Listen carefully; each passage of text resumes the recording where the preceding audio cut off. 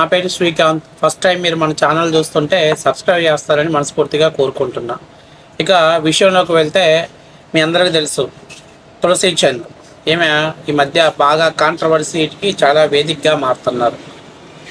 అయితే ఈమె ఎప్పుడు మాట్లాడినా ఈ మధ్య మొన్న తెలంగాణ జర్నలిస్టుల అస్థిరత్వ పోరాటం అనే దాని వేదిక మీద ఈమె మాట్లాడిన తర్వాత మరి తులసి చంద్ గారు సంబంధించినటువంటి కొన్ని విషయాలు బయటకు వచ్చాయి.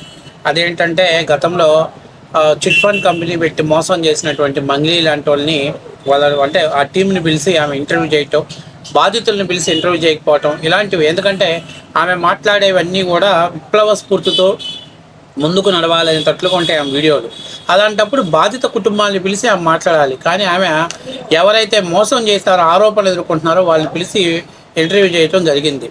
అయితే నిన్న ఆమె మాట్లాడుతూ తెలంగాణ జర్నలిస్టులు జోలికి వస్తే ఊరుకోము, ఖబర్దార్ ఏదేదో కొన్ని కండిషన్స్ పెట్టారు. అయితే తాజాగా అసలు ఆమె ఇంత తెలంగాణ వాదం చించుకుంటున్న ఆమె అసలు తెలంగాణ ప్రాంతానికే సంబంధం లేదంట.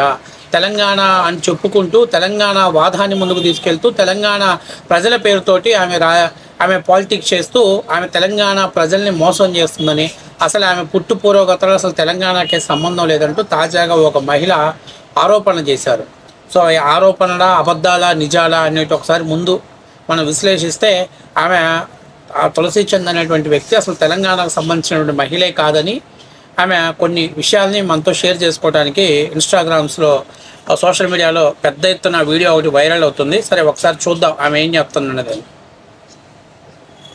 పోయిన జర్నలిస్టు 1000 మంది ఉగ్రవాదుల కన్నా ప్రమాదం. పక్క తోకముడిచి చైనా బూట్లిక్కర్ అమ్ముడుపోయిన బ్యాచ్ ని యాక్టివేట్ చేసి వీడియోలు చేయించి ఇష్యూని ఆంధ్ర వర్సెస్ తెలంగాణ జర్నలిస్టులుగా చిత్రీకరించే ప్రయత్నం చేస్తున్నారు. ముందు దీంట్లో ఉన్న వీడు జర్నలిస్ట్ కాదు, ఇండిపెండెంట్ జర్నలిస్ట్ అని ట్యాగ్ వేసుకుని నోటితో విసర్జించే బ్యాచే ఇదంతా కూడా. ఈ పోస్టర్ చూడండి, తెలంగాణ గొంతులపై ఆంధ్ర ఇనుప బూట్లు, ఇంకెంతకాలం అంట. ఒక్కడు నోటికి వచ్చింది మాట్లాడితే అది జర్నలిస్టుల మీద దాడి ఎలా అవుతుంది? ఒక్కడు అబద్ధం చెప్పి వెనక్కి తీసుకుంటే ఆంధ్ర వర్సెస్ తెలంగాణ ఎలా అవుతుంది? మీరు ఏ పార్టీ అయినా ఏ నేతపై అయినా ప్రతిరోజు విమర్శలు చేసుకోవచ్చు, కానీ మీ వ్యాఖ్యలను సోషల్ మీడియాలో ప్రశ్నిస్తే మాత్రం ఫ్రీడమ్ ఆఫ్ స్పీచ్ అంటున్నారా? మీ దగ్గర ఆధారం లేకుండానే ఆరోపణలు చేయడం ఫ్రీడమ్ ఆఫ్ ఎక్స్ప్రెషన్ అయితే మిమ్మల్ని వైసీపీ పేటీఎం బ్యాచ్ అనుకోవడం వాళ్ళది అదే ఫ్రీడమ్. నోటికి వచ్చింది మాట్లాడితే చర్యలు తీసుకుంటే ప్రాంతీయత తీసుకురావద్దు. No, we Telanganites don't support this left China bootlickers. No, we don't support this paid గంజాయి ముక్కస్. ఈమె పుట్టింది పెరిగింది చిత్తూరులో, ఆంధ్రాలో, కానీ వీడియోలో మాత్రం తెలంగాణ వాళ్ళం అయిపోతామన్నమాట. మా తెలంగాణలో వండుకుంటూ నోటికి వచ్చింది వాగుతుంటే ఏ రోజు నీ ఆంధ్ర అమ్ముడుపోయిన జర్నలిజం మా తెలంగాణలో చూపించుకొని ఈమె చేసే వేషాలకి ప్రాంతం అంటగట్టలేదు ఎవరు కూడా. Don't use Telangana name or sentiment for your personal agendas and gains. దిగజారడం ఇంకా ఆపండి. ప్రాంతీయ విద్వేషాలతో మీ తప్పులను కప్పిపుచ్చుకునే ప్రయత్నం ఆపండి. ఇంకా వీళ్ళని జర్నలిస్టులు అనుకుని ఫాలో అయ్యే ఆంధ్ర ప్రజలు మీకు మా ప్రగాఢ సానుభూతి. అదే ఇక్కడ ముందు ఒకవేళ ఆమె తులసి చంద్ పుట్టింది పెరిగింది మొత్తం చిత్తూరు జిల్లాలో అని చెప్పింది. సో ఒక రకంగా చెప్పాలి అని అంటే ఈ విషయం మీద నేను పెద్దగా స్పందించట్లేదు. ఎందుకంటే తెలుగు వాళ్ళం ఎక్కడున్నా అందరం తెలుగు వాళ్ళమే, కలిసి ఉండాలి, కలిసి నడవాలి, కలిసి బతకాలి అని చెప్పి అనుకుంటే. ఎందుకంటే కేసీఆర్ మూలాలు కూడా ఉత్తరాంధ్రాల నుంచి ఉన్నాయి అని చెప్పేసి గతంలో మాట్లాడారు. ఇంకా బాగా ఎక్కువగా పోతే బీహార్ నుంచి వచ్చినటువంటి బ్యాచ్ అని చెప్పి కూడా మాట్లాడారు. కాబట్టి నేను వాళ్ళు ఎక్కడి నుంచి రావచ్చు, బట్ నేను స్వతహాగా చెప్పేది ఏంటంటే నేను తులసి చంద్ గారు ఫస్ట్లో చూసినప్పుడు ఐడెంటిఫై చేసింది ఏంటంటే ఖచ్చితంగా ఏమో ఆంధ్రప్రదేశ్ సంబంధించినటువంటి మహిళ అనుకున్నాను. సరే ఏ కారణాలు అయితే అయిందులే ఉండొచ్చులే, కానీ తెలంగాణ వాదాన్ని సపోర్ట్ చేయడం నేను తప్పు పట్టట్లా, తెలంగాణ ప్రజలను సపోర్ట్ చేయడం నేను తప్పు పట్టట్లా. కానీ తప్పు చేసిన ఇప్పుడు ఆమె మాట్లాడిన దాంట్లో సూటిగా మాట్లాడింది, సుత్తి లేకుండా మాట్లాడింది. ఏమంటుంది ఆమె? చైనా వాళ్ళు ఉన్నటువంటి ఆ బూట్ల ఇజాన్ని తీసుకొచ్చి తెలుగు రాష్ట్రాల మీద రుద్దే ప్రయత్నాలు చేస్తున్నారంటున్నారు. ఇక్కడ చాలా ముఖ్యమైన విషయం చెప్తున్నా.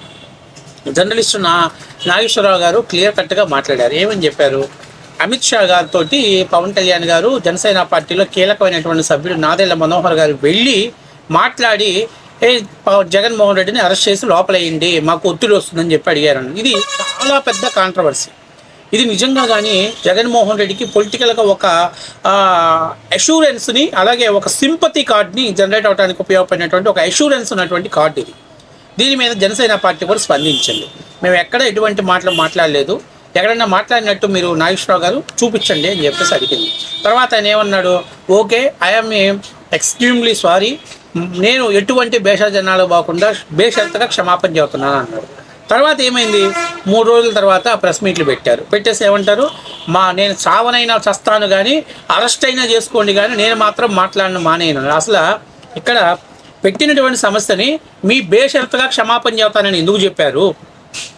మీరు మాట్లాడినటువంటి మాట విమర్శలు చేయడం తప్పు చెప్పట్లా, కానీ ఊహించుకొని చెప్పి దాని గురించి ప్రశ్నిస్తే నిజంగానే వీళ్ళలో మాట్లాడినటువంటి పృథ్వీరాజు ఎవడో ఆడికైతే అసలు ఆడి మనిషే కాదు, ఆడి అన్నమే తినట్లా, ఆడి కడుపుకి అన్నం తినట్లా. నిజంగా చెప్తున్నా, ఆడు ఏం మాట్లాడుతున్నాడో అర్థం కాదు. అరే భయ్ లోకేష్ రా చూసుకుందాం, నువ్వు వస్తావో నీ అయ్యి వస్తాడో, ఏందిరా ఈ మాటలు, ఏందిరా ఈ ఫాల్తు నా కొడుకు మాట్లాడుతున్నారని తెలంగాణ ప్రజలు పిచ్చిపట్టిపోతుంది. అసలు తెలంగాణ ప్రజలంటే ఎంత గౌరవ మర్యాదలుగా ఉంటారు, ఎంత గౌరవిస్తారు జనాన్ని, అలాంటిది ఈ ఫాల్తుగాడు ఏం మాట్లాడుతున్నాడని చెప్పేసాను.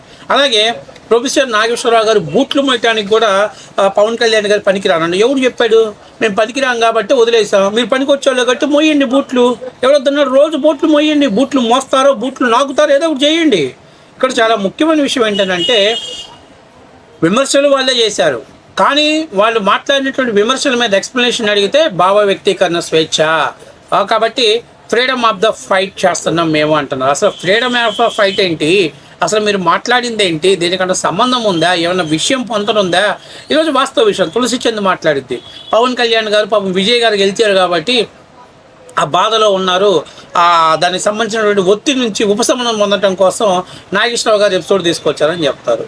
మరి నేనేమంటున్నానంటే తులసి చంద్ గారి మీద కూడా ఇలాంటి ఆరోపణ చేస్తే, తులసి చంద్ వేరే వ్యక్తిని మోసం చేసి 2 కోట్ల రూపాయలు కొట్టేసిందంటే ఇది భావ వ్యక్తీకరణ స్వేచ్ఛ కింద వస్తుందా?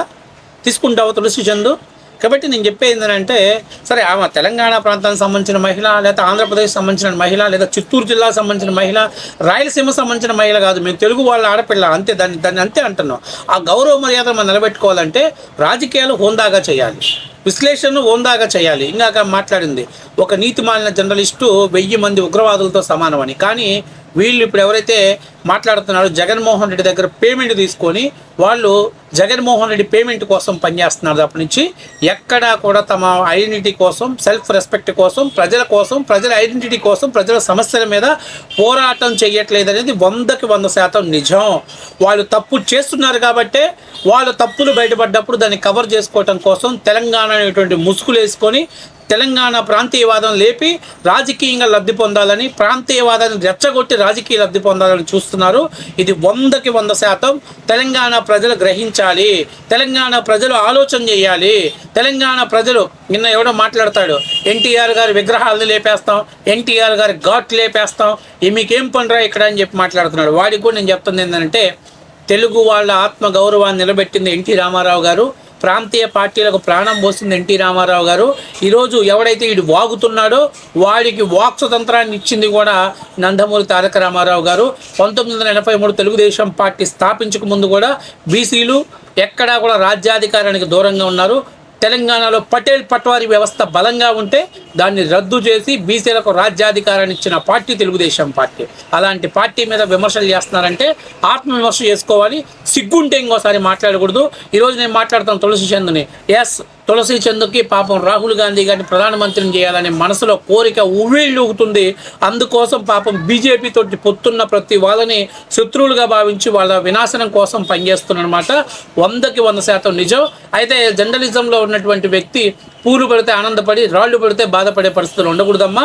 నువ్వు ఎదుటి వాళ్ళ మీద రాళ్ళు వేస్తున్నప్పుడు, ఎదుటి వాళ్ళ మీద విమర్శలు వేస్తున్నప్పుడు ఖచ్చితంగా ఎదుటి వాళ్ళు కూడా మన మీద విమర్శలు చేస్తారు. కాబట్టి ఆ విమర్శలను తట్టుకొని దానికి సంబంధించినటువంటి సెల్ఫ్ ప్రొటెక్షన్ చేసుకోవాలి తప్పనిచ్చి ఎక్కడ పడితే అక్కడ నువ్వు మాత్రం విమర్శలు చేయొచ్చు, లేకపోతే మిమ్మల్ని తప్పుడు ఎలిగేషన్ చేసిన అరెస్ట్ చేయబోతే ప్రాంతీయవాదం లేదా తెలంగాణ వాదం అని తెరపైకి తీసుకొచ్చి పబ్బం గడుపుకుంటే మరిన్ని రాజు ఇలాంటి తెలంగాణ ఆడబిడ్డలు ఖచ్చితంగా బయటకు వచ్చి మీలాంటి మోసాలని, మీ తప్పుల్ని ఎండగట్టే ప్రయత్నం చేస్తారనేది 100% నిజం.